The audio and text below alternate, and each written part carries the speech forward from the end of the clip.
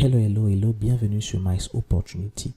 Dans cette vidéo, je vais vous montrer comment remplir le formulaire IMM 1294F de l'immigration. Eh bien, lorsque vous faites votre demande de permis d'études présentée à l'extérieur du Canada.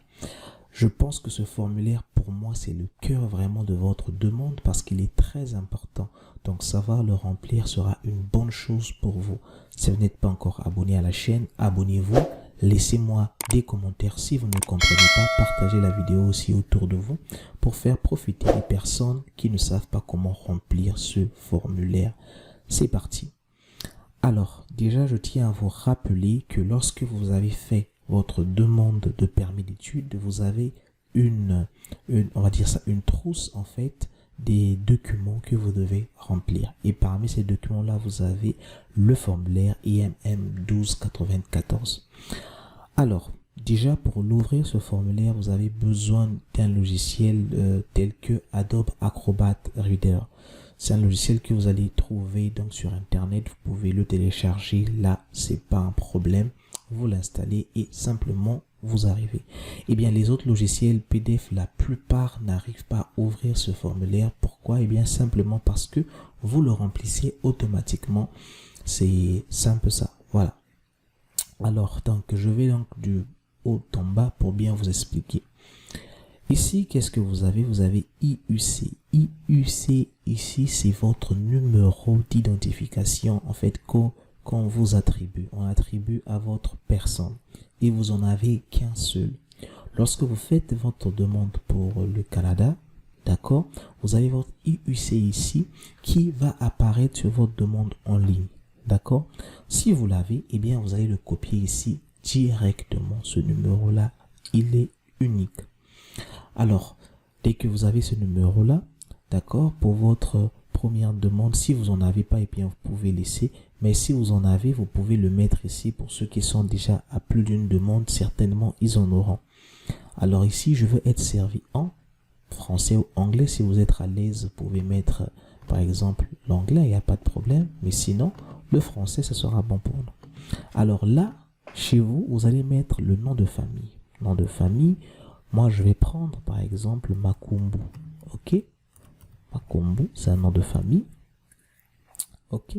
Alors, le prénom ici, tel qu'indiqué sur votre passeport. Ça, c'est très important. Makumbu, on va dire ici, Dan. On va dire ici, Nathan. OK. Makumbu, Dan, Nathan. Vous pouvez l'écrire comme ça, hein, si vous voulez bien le mettre en chiffres, en lettres moulées, c'est-à-dire en grands caractères. Il n'y aura pas de problème à ce niveau. Mais bon, moi je l'écris tel que c'est sur votre passeport. Si sur votre passeport c'est comme ça, vous écrivez comme ça. Au cas contraire, vous mettez Dan, Nathan. Ok, il n'y a pas de problème. Ok, avez-vous déjà utilisé un autre nom, pseudonyme? Si vous n'en avez pas, eh bien vous dites non, vous n'avez jamais utilisé. Ok. Après, ici, qu'est-ce que vous avez? Si vous en avez, vous devez remplir ici, c'est normal, mais nous, on n'en a pas. Après, le sexe, votre sexe, on va dire, par exemple, masculin. Ok. La date de naissance, on va dire ici, 1992. Ok. Le mois, il est né. D'accord. Le 5, le jour, on va dire 14. Ok. Village, on va dire, par exemple, je prends vraiment un village, la personne, elle est née, supposons, à Bamako. Ok? Non, on va pas dire Bamako. Je vais prendre une ville que je connais bien. Je vais dire Brazzaville. Ok, super. Pays ou territoire, Brazzaville, c'est bien au Congo. Donc, je vais chercher ici, chez moi, ici, Congo, afin que je puisse avoir ici Brazzaville. Ok. Je vais voir ici, donc, dans République. Pour moi, vous cherchez bien votre pays. Chez moi, c'est République du Congo. Ok, super. Citoyenneté, eh bien, là, je vais encore chercher un pays ici. Brazzaville, c'est en République du Congo. Là, vous faites en sorte de bien remplir vos informations. C'est très important. Ok? Alors, pays ou territoire de résidence actuelle. Si vous présentez votre demande dans le pays, dans votre pays de naissance, là, vous pouvez utiliser c'est-à-dire le même pays, par exemple, la République du Congo. Mais si c'est ailleurs, vous pouvez par exemple dire Mali, si vous êtes au Mali. Si vous êtes par exemple en France, vous dites en France. Si vous êtes par exemple en Égypte, vous dites en Égypte. Mais l'idéal, c'est souvent lorsque vous le faites, c'est d'associer en fait un titre de séjour dans ces pays-là afin de montrer vraiment que vous n'êtes pas déjà une personne illégale dans un pays qui n'est pas le vôtre. Parce que c'est quand même intéressant de montrer que je suis déjà légal dans ce pays où je réside. Voilà pourquoi je me permets aussi de demander une demande dans votre pays. Donc certainement je vais aussi respecter les règles. Mais si c'est dans votre pays, c'est encore mieux. Vous mettez ici votre pays. Donc pour moi c'est République du Congo. Statut ici, vous pouvez mettre en fait, est-ce que vous êtes citoyen, est-ce que vous êtes visiteur. Dans votre pays normalement vous êtes citoyen. Mais vous pouvez aussi être dans un autre pays aussi et être citoyen, ça dépend. Vous pouvez être un Congolais, vous avez vécu au Mali, vous avez la citoyenneté malienne, vous pouvez la mettre là. Ou bien, si vous par exemple vous présentez dans un autre pays, vous pouvez prendre les statuts ici correspondant aux statuts qui vous sont délivrés donc dans le pays correspondant. Donc, quand je suis citoyen, je n'ai pas besoin de mettre la date. Par contre, par exemple, si je suis là en tant que travailleur, alors là, je dois mettre ici la date à laquelle donc j'ai commencé à être travailleur dans le pays dans lequel j'ai sélectionné. Pour notre cas, on va dire citoyen, donc pas besoin de ça. Pays de territoire de résidence antérieure. Au cours des 5 dernières années, là, je vais un peu augmenter ici afin que vous puissiez bien voir. Ok, super. Au cours des 5 dernières années, avez-vous vécu dans un pays ou territoire autre que celui de votre citoyenneté ou de résidence actuelle pendant plus de 6 mois? Si vous avez résidé dans un autre pays autre que le vôtre pendant plus de 6 mois, eh bien l'idéal c'est de mettre ici oui et de mettre les différents pays que vous avez vécu. Dans notre cas, on va supposer que oui, j'ai vécu, par exemple, on va dire ici, au Gabon. D'accord? J'ai vécu au Gabon en tant que quoi? Eh bien, en tant qu'étudiant. J'ai étudié au Gabon. Un exemple. De quelle période à quelle période? Je vais dire, par exemple, ici, j'ai vécu au Gabon de, je vais prendre ici, de, par exemple, on va dire, ok, de 2019, ok, on va dire 11 juin 2019 jusqu'en 2022, d'accord, 2022, je veux dire février 2022. Alors ces informations doivent être des informations justes, hein, pas des informations erronées. En tout cas, vous avez la possibilité de mettre au moins 2 pays, d'accord. Donc ici nous on va mettre qu'un seul, hein, pays ou territoire où vous effectuez la demande. Si c'est le même pays que votre pays de résidence, c'est-à-dire que là où vous faites la demande, si le pays, c'est le même pays où vous vivez, d'accord, votre pays de résidence, vous faites ici oui, simplement. Ok, si c'est pas le même, vous devez faire non et vous inscrivez le pays où vous êtes en train de faire la demande. Supposons que vous êtes par exemple résident, par exemple congolais, vous êtes citoyen et que là où vous présentez la demande, c'est par exemple en RDC.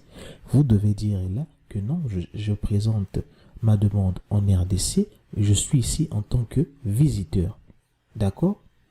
Donc c'est ça, c'est le cas où vous êtes à l'extérieur donc de votre pays. Mais sinon, vous pouvez, si vous êtes à l'intérieur, vous faites simplement oui. D'accord? Alors, état matrimonial actuel. Cette information-là sera très importante pour vous parce qu'elle va vous suivre. Alors, si vous êtes un conjoint de fait, c'est-à-dire que vous vivez avec une personne sous le même toit, plus de 6 mois, voilà, vous n'êtes pas unis par le lien du mariage, eh bien, vous pouvez mettre conjoint de fait.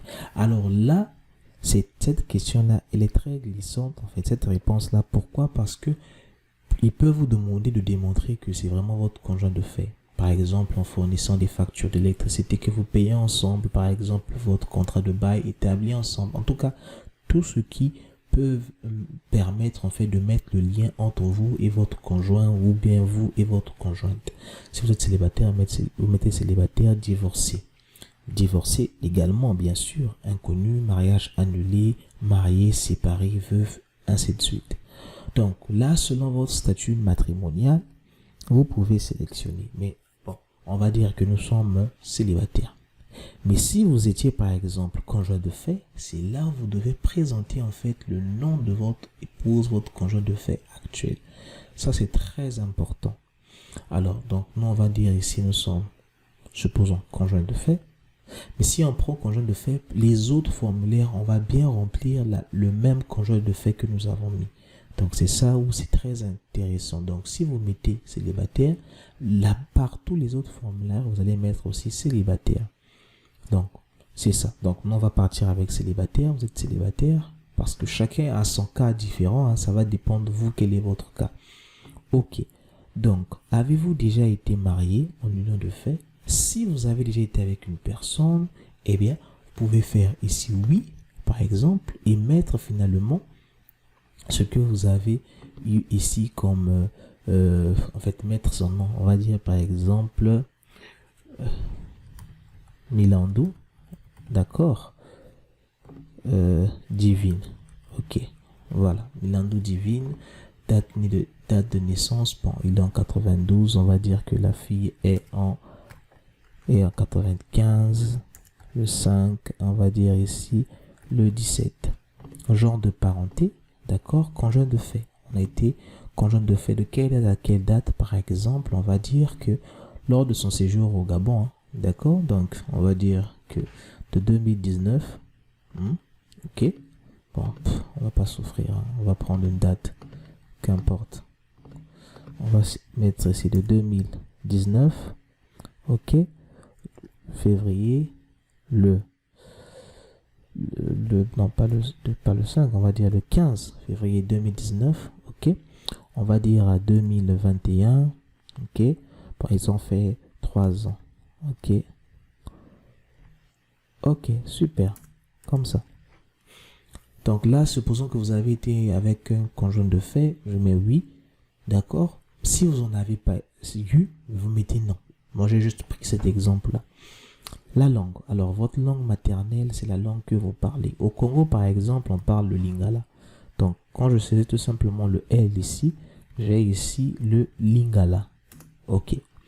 Pouvez-vous communiquer en français et en anglais, les deux langues? Je mets ici français, si vous pouvez parler en français, anglais, en anglais, ou bien les deux langues. Donc, l'idéal, c'est de mettre la langue que vous comprenez le plus. C'est mieux. Avez-vous fait évaluer votre compétence en français et en anglais par un organisme approuvé? Là encore, si vous avez passé des tests, que ce soit dans des instituts françaises des différents pays ou encore des organismes vraiment accrédités, hein, vous pouvez faire oui ici, mais il faut toujours justifier, c'est important. Alors, l'idéal, c'est de faire, en fait, pas l'idéal selon votre cas, mais moi, pour ma part, je mets non. D'accord? Alors, ici, vous avez passeport. Oui, le numéro de passeport.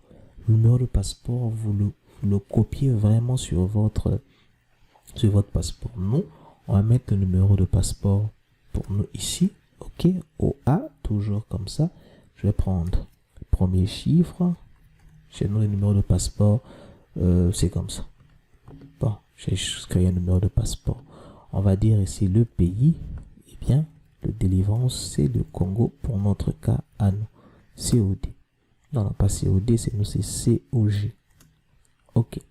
Alors, la date de délivrance, on va dire, par exemple, mon passeport a été délivré en janvier 2023. Le passeport va expirer en 2028. Toujours chez nous, par exemple, c'est 5 ans. Donc, chez vous, je ne sais pas ça serait quand, mais c'est sûr que, voilà, toujours. Chez nous, c'est comme ça.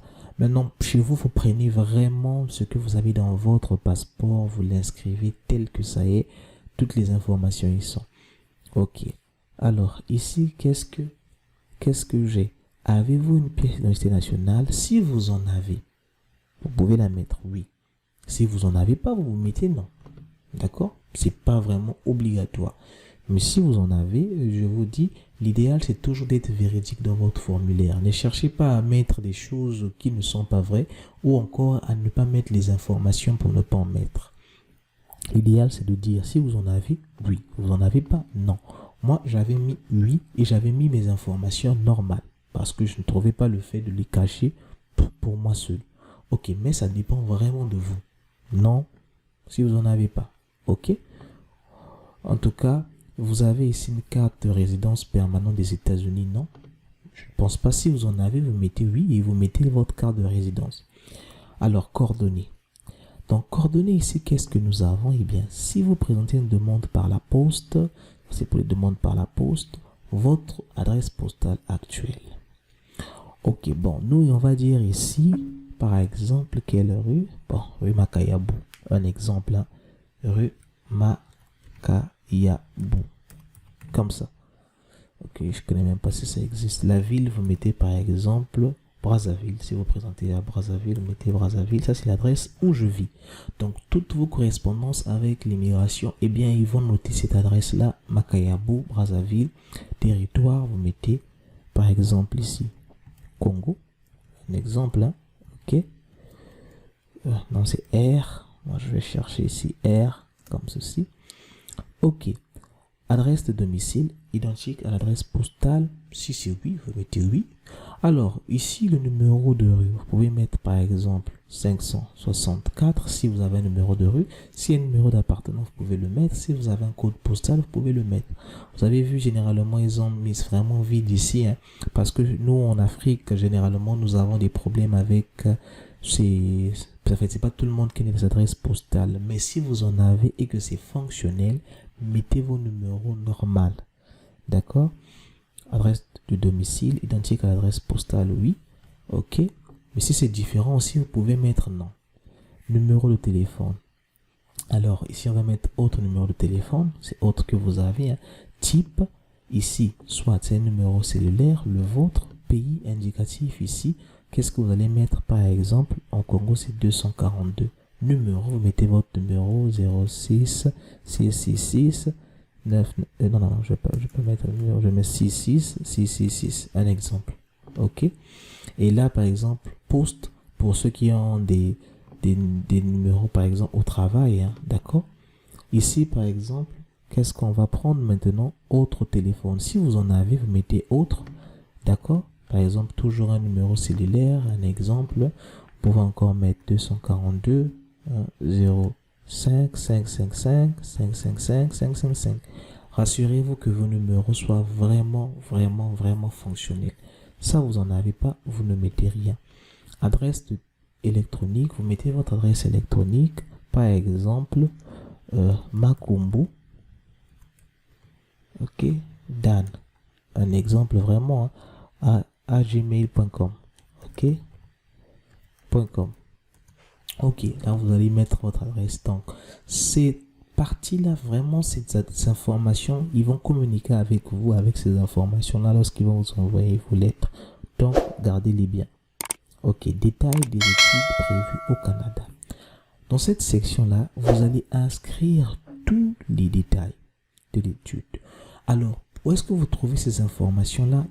Généralement, c'est dans la lettre d'admission qu'on vous envoie, que l'université, le cégep, le collège, le centre vous envoie. Donc là, nom de l'école, on va prendre par exemple CFP Alma. Un exemple seulement. Niveau d'études, dans votre lettre d'admission, eh bien, vous avez ici les niveaux d'études dans votre lettre. Donc, vous devez l'ouvrir et vous devez voir le niveau d'études correspondant.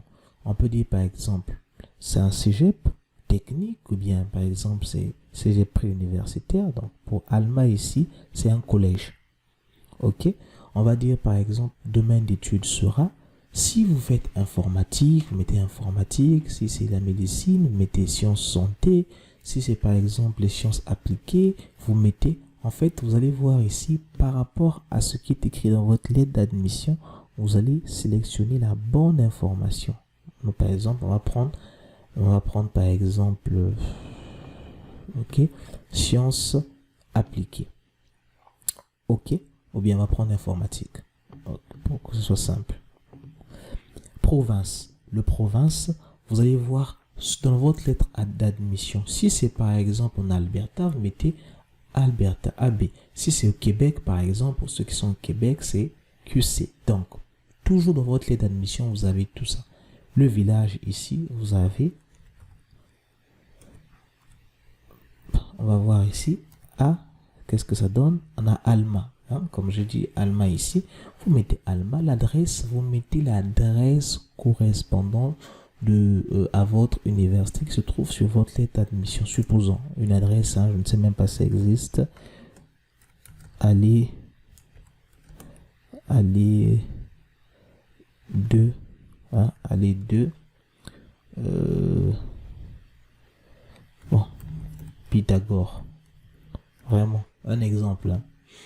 Ok, numéro de l'établissement désigné, ça c'est très important. Le numéro de l'établissement désigné, il commence par E. Numéro de l'établissement désigné, EED, je pense, si je ne me trompe pas. Après, vous allez rajouter le numéro en question. Mais de toutes les façons, ce numéro-là est toujours sur votre lettre d'admission. Donc, le numéro d'étudiant, ok, qu'est-ce qu'il a dit? Le format que vous avez entré, le champ est incorrect. Ok, donc on va prendre par exemple, ok, je sais pas, O suivi des 20 chiffres. Ok, donc nous avons O, comme ceci, suivi de 20 chiffres. Ok, un exemple, là, vraiment, vous allez vraiment voir ça en fonction de ce qui est dans votre lettre d'admission. Numéro d'étudiant, si vous en avez, vous pouvez mettre votre numéro.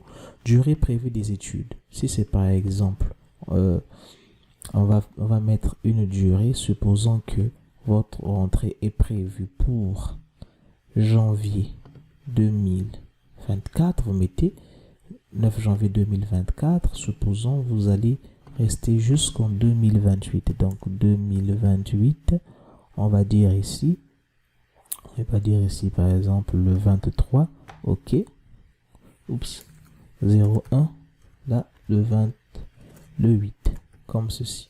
Donc là c'est la durée de mes études. Maintenant, les frais de la scolarité, ça c'est les frais qui se trouvent encore sur la lettre, supposons que c'est de 8500 $ canadiens. Le logement et repas.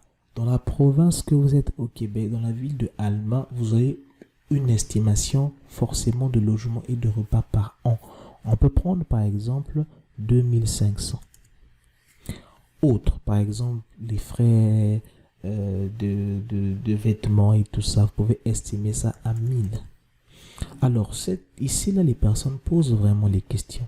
Frais de scolarité, vous trouvez ça dans votre lettre d'admission. Logement et repas. Vous allez sur Internet, vous regardez le logement et repas Alma au Québec pour un étudiant. Vous allez voir, il y a des grilles tarifaires. Donc, vous prenez ce montant-là annuel, vous le mettez ici. Par exemple, 2500 $. Ici, autre, par exemple, les frais de vos vêtements, par exemple, Internet par année. Vous estimez, vous faites une estimation toujours en ayant sur Google. Alors, maintenant, là, vous avez fonds disponibles pour votre séjour au Canada. Ici, là, ce que vous mettez là doit toujours être supérieur à la somme de ce que vous avez ici. Toujours. La somme là, ça donne déjà 11 000, 12 000 $. Ce que vous avez ici doit être supérieur à ça. Toujours. Pourquoi? Parce que vous devez au moins montrer que vous avez les frais de subsistance d'une année. Donc, par exemple, pour vous, vous pouvez avoir 25 000 $. Mais dépenses au Canada sera défrayée par qui paye tes études. Si c'est toi-même, je mets toi-même. Si c'est un parent, je mets un parent. Si c'est une autre personne, je mets autre. Maintenant, si c'est pas toi-même, je mets toi-même. Donc là, il n'y a pas de problème. On sait que c'est toi-même qui va payer. Et là, tu vas le justifier finalement. Sinon, si c'est un parent, par exemple, on va dire un oncle, tu peux mettre ici oncle. D'accord? Parent, par exemple, ici, tu mets juste parent ou autre plutôt. En fait, quand on dit parent, autant pour moi, c'est papa ou maman. Jésus, c'est comme ça. Quand on dit autre, par exemple, tu vas mettre ici oncle. Un exemple. Si c'est deux personnes, je peux mettre par exemple oncle et ami. Voilà, une amie. Si c'est par exemple une entreprise, tu peux mettre entreprise. Voilà. Donc, il faut que tu puisses spécifier, eh bien, c'est qui. Mais quand on dit parent ici, papa ou maman, direct. Maintenant, scolarité. Avez-vous reçu une éducation postsecondaire, y compris l'université, collège, une formation en apprentissage? Est-ce que vous avez déjà étudié à l'université? Avez-vous fait une formation? Tout ce qui va avec. L'idéal, si vous en avez fait, vous dites oui. Et là, vous mettez. On va par exemple le faire ici. Supposons que de 2019, cinquième mois, à 2022, cinquième mois, vous avez fait, par exemple, informatique. D'accord? Informatique. Vous l'avez fait où? Vous l'avez fait, par exemple, à, on va prendre un exemple, à Pointe-Noire. Vraiment un exemple. Et le pays, vous devez donner, par exemple, le nom du pays. Donc, on va dire ici, bon, Kinshasa, comme ça. On va dans un pays différent que le nôtre. Hein. Mais sinon, vous pouvez mettre le même pays. Si vous avez fait dans le même pays, il n'y a pas de problème. République démocratique du Congo, établissement, par exemple, ITAC. Ok. Donc là, vous avez bien spécifié ce que vous avez fait. Est-ce que vous avez eu des emplois? Alors, ici, là, vous allez voir ici, donner les détails de votre situation d'emploi des 10 dernières années.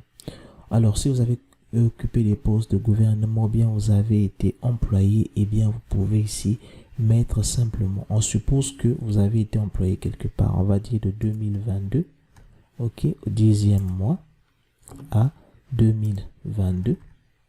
On va dire 12e mois. Vous avez fait 2 mois. Qu'est-ce que vous avez fait? J'ai été par exemple développeur, ou bien on va dire informaticien.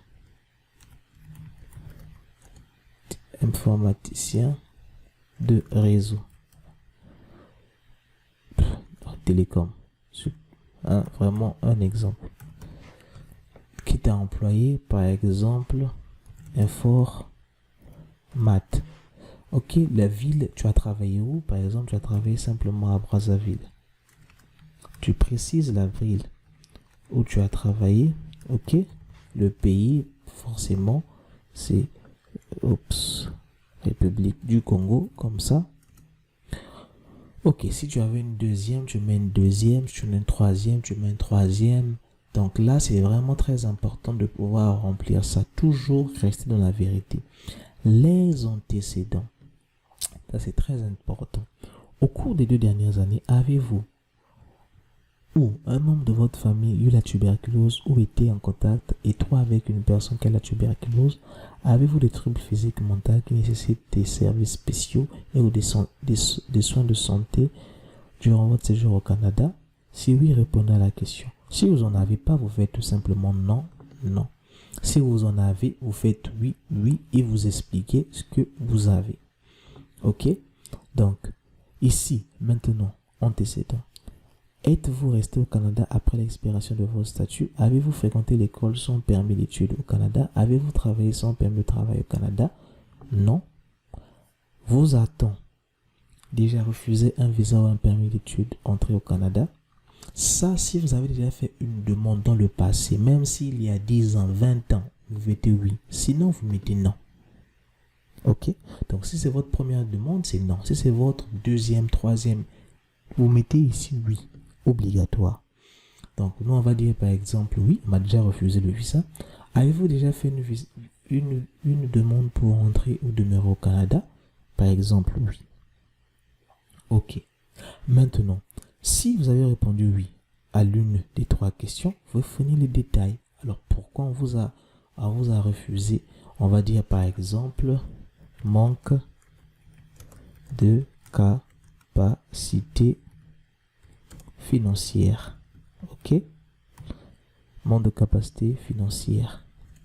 Donc là, vous pouvez donner les détails un peu. Manque de capacité financière, par exemple, voilà. Donc, mais il faut savoir que le nombre de caractères ici est limité. Donc, vous pouvez prendre par exemple les motifs de votre refus. Si vous en avez par exemple 2, vous les résumez. Manque de capacité financière, voilà. Après là, maintenant, vous avez par exemple, avez-vous déjà commis, été arrêté ou accusé, reconnu coupable? Si c'est oui, vous mettez oui. Si c'est non, vous mettez non. Ne mentez pas, c'est très important. Avez-vous déjà fait partie d'une armée, milice, d'une unité de défense civile, d'un service de renseignement, d'un corps de police? Ça, c'est très important. vous faites non, si c'est votre cas. Êtes-vous ou avez-vous déjà un membre affilié d'un parti politique, d'un groupe ou d'une organisation qui ont été ou prôné la violence dans le but d'atteindre un objectif politique ou religieux, ou qui a déjà impliqué dans ces activités criminelles? Si c'est non, non. Avez-vous été témoin d'un mauvais traitement infligé aux prisonniers de civils, d'actes et de profanation d'édifices religieux, ou avez-vous anticipé ces actes? Non. Si c'est oui, vous mettez oui. Si vous avez répondu oui à une des questions, demande d'officier d'immigration, pouvez être tenu à remplir les formulaires suivants. Acceptez-vous que CIC ou un organisme mandaté par CIC communique avec vous dans l'avenir? Vous pouvez dire oui ou bien non. Ça dépend de vous. Mais oui, pourquoi pas. Si vous n'avez rien à cacher, il n'y a pas de problème. Alors, là maintenant, signature du demandeur. Ici, vous avez la date. La date, vous pouvez mettre la date à laquelle vous remplissez ça. Chez nous, c'est cette date-là. Là, vous n'avez pas besoin vraiment de mettre ici quelque chose. D'accord? Ok. Donc, je lis bien pour vous. Je comprends que CIC recueille mes renseignements personnels en vue de déterminer s'il y a lieu de me délivrer un permis d'études et qu'il utilisera ces renseignements pour vérifier mon admissibilité à un permis d'études ainsi que ma conformité aux exigences de mon permis d'études. CIC pourrait divulguer mes informations personnelles à l'ASFC pour s'assurer que je satisfais aux exigences prévues par la loi de l'immigration et de protection des réfugiés. Je comprends également que CIC pourrait divulguer mes renseignements personnels à mon établissement d'enseignement désigné pour déterminer si je respecte les conditions de mon permis d'études. Je consens à ce que mon établissement d'enseignement désigné divulgue mes renseignements personnels à CIC pour lui permettre de déterminer si je respecte les conditions. Le défaut de fournir mon consentement entraînera le refus de ma demande de permis d'études. Je déclare avoir donné les réponses exactes. Ok. Donc là, maintenant, une fois que c'est fait, là, pas besoin de l'imprimer. Vous faites ici directement valider. Quand vous allez faire valider, vous allez attendre. La validation a été complétée avec succès. Une autre page va apparaître. Donc, pour les personnes qui demandent est-ce que vous pouvez imprimer, valider, signer à la main, pas besoin. Quand vous faites déjà ça, c'est fini. Donc là, votre formulaire ici, il est rempli. Il n'y a pas de problème. Voilà, tout simplement, vous allez l'enregistrer. Vous l'enregistrez là où vous voulez. Par exemple, là, vous l'enregistrez ici. Donc, j'enregistre ça comme ça. Ok, je remplace, il n'y a pas de problème. Vous savez où est-ce que votre formulaire est mis. Donc, avant de pouvoir le soumettre à IRCC, prenez le temps de bien le relire. Comme je vous ai dit, aucune fausse information pour éviter que vous puissiez avoir des problèmes vous-même à l'avenir. Donc voilà, j'espère que cette vidéo vous a plu. J'ai pris tout le temps pour bien vous expliquer afin que vous ne puissiez pas avoir des problèmes à ce niveau. Bien, on se dit à très bientôt sur Mice Opportunity. En cas de questions, posez-moi des questions, laissez-moi des commentaires et voilà, on est ensemble. Merci.